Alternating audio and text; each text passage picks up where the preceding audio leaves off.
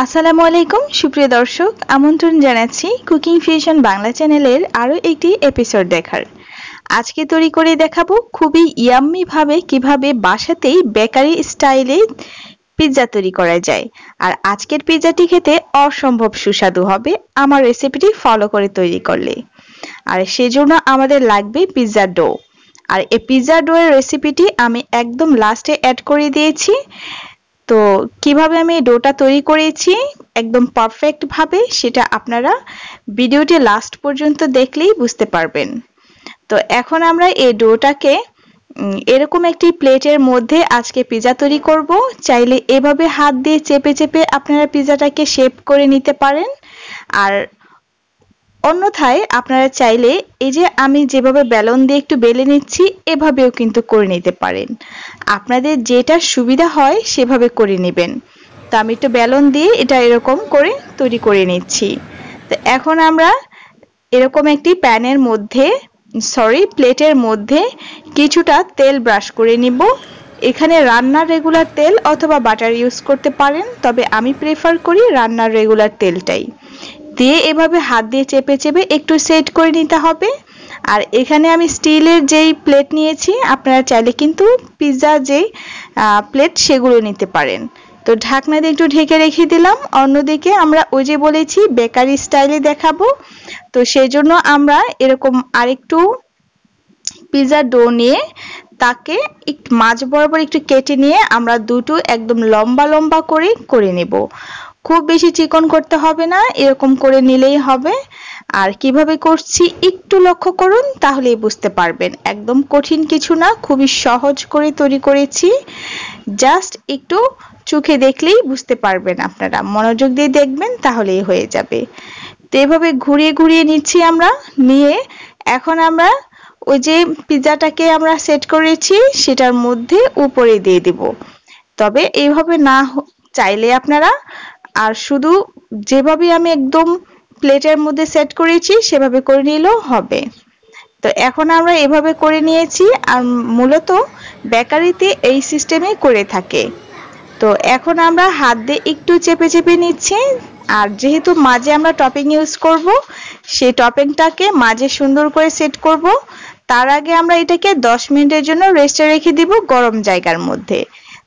তো 10 মিনিট পর আমরা ফিরে এলাম। একটি কাঁটা চামচ দিয়ে এভাবে একটু কেটে কেটে অবশ্যই দিতে হবে, অন্যথায় কিন্তু নিচ থেকে একদম এটা রুটির মতো ফুলে উঠবে। তো সেটা কিন্তু একদমই পিৎজাতে ভালো লাগবে না। অবশ্যই কাঁটা চামচ দিয়ে এভাবে কেটে নেবেন। আর এখানে দিয়েছি টমেটো সস, অথবা আপনারা পিৎজা সস কিনতে পাওয়া যায় সেটাও দিয়ে দিতে পারেন। তো আমি এখানে টমেটো সস দিয়েছি আর দিয়েছি মেয়োনিজ। এই মেয়োনিজটা খুবই সুস্বাদু এবং খুবই স্পেশাল। এটা রেসিপি কিন্তু আমার চ্যানেলে দেওয়া আছে, আমি ডেসক্রিপশন বক্সে অথবা আই বাটনে দিয়ে দিব। অবশ্যই এই মেয়োনিজ রেসিপিটি আপনারা দেখে নেবেন। আর দিয়ে দিলাম সামান্য একটু মজরেলা চিজ। যদিও এখানে আমি মজরেলা চিজ দিয়েছি, বেকারিতে তারা খুব একটা মজরেলা চিজ ইউজ করে না। আর এখানে হচ্ছে আমি চিকেন দিয়ে টপিং তৈরি করেছি। মানে এটা আপনাদের সম্পূর্ণ স্বাদ মতো, চিকেনের পরিবর্তে আপনারা বিফ দিয়েও করে নিতে পারেন। আপনারা আপনাদের পছন্দ মতো টপিংটা দিয়ে দিতে পারেন। আমি এখানে টমেটো কিছু দিয়েছি, মাশরুম আর হচ্ছে গাজর, আর দিয়েছি এখানে পেঁয়াজ ও অলিভ। এখানে আমি যা দিয়েছি আপনাদের তাই দিতে হবে এমন কোনো কথা নেই। আমার বাসায় আছে তাই আমি এগুলো দিয়েছি। এগুলো ছাড়া আপনারা আপনাদের পছন্দের যে কোনো টপিং দিয়ে কিন্তু এই পিৎজাটা বাসায় তৈরি করতে পারেন। আর উপরে আরো কিছু মজরেলা চিজ দিয়েছি, আর তার উপরে দিয়েছি সেই যে খুবই ইয়াম্মি একটি মেয়োনিজ। এটা অবশ্যই দেওয়ার ট্রাই করবেন। আর ডিমের কুসুম সাথে কিছু মিল্ক অ্যাড করে আমি এটাকে ব্রাশ করে দিয়েছি।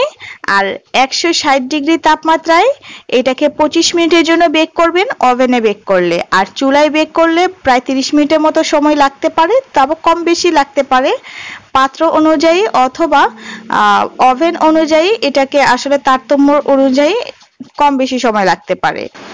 তো পিৎজাটা রেডি হয়ে গিয়েছে। এখন আমি আপনাদেরকে দেখিয়ে দিচ্ছি এটা কতটা সফট হয়েছে এবং পারফেক্ট হয়েছে। তো আমি পিৎজাটা উপভোগ করতে থাকি, মানে খেতে থাকি আমরা ফ্যামিলি সবাই মিলে।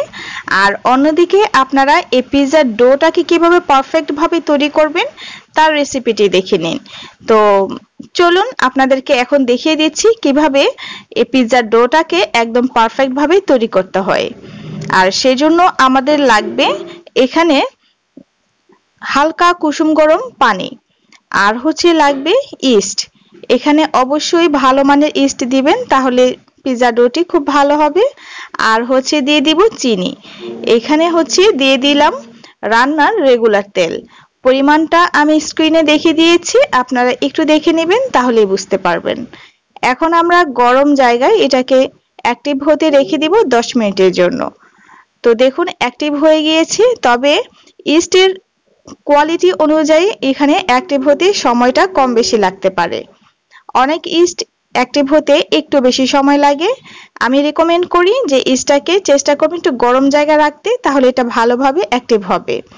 আর অ্যাক্টিভ হওয়ার পর দিয়ে দিয়েছি এখানে স্বাদ মতো লবণ, আর দিয়ে দিচ্ছি, আমি আজকে ময়দা দিয়ে তৈরি করেছি, চাইলে আপনারা আটা দিয়েও কিন্তু সেম প্রসেসেই করে নিতে পারেন।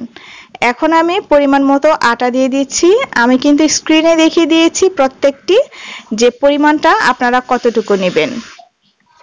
তো এখন আমরা খুব ভালো করে মিক্স করে নিচ্ছি। তো অবশ্যই ভালোভাবে মিক্স করে নিতে হবে।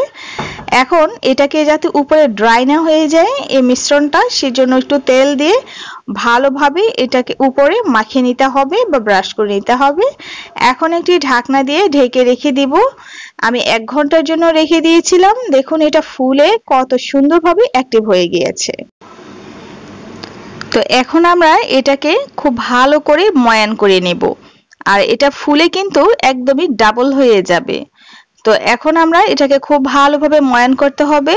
আর পিৎজা ডোটা অবশ্যই ভালো করে ময়ান করতে হয়, কারণ এটার ডোটাকে যদি আপনি ভালোভাবে ময়ান না করেন, এই পিৎজার যে ক্রাস্টটা আছে সেটা কিন্তু খুব ভালো হবে না, বা এটা শক্ত শক্ত রয়ে যাবে, ফুলবে না বা ফ্লাপি হবে না। এভাবেই পিৎজা ডো তৈরি করে নিতে পারেন। তো আপনারা ভালো থাকবেন সবাই, আর অবশ্যই আমার চ্যানেলটি সাবস্ক্রাইব করে রাখবেন। তো ভালো থাকবেন সবাই, আল্লাহ হাফিজ।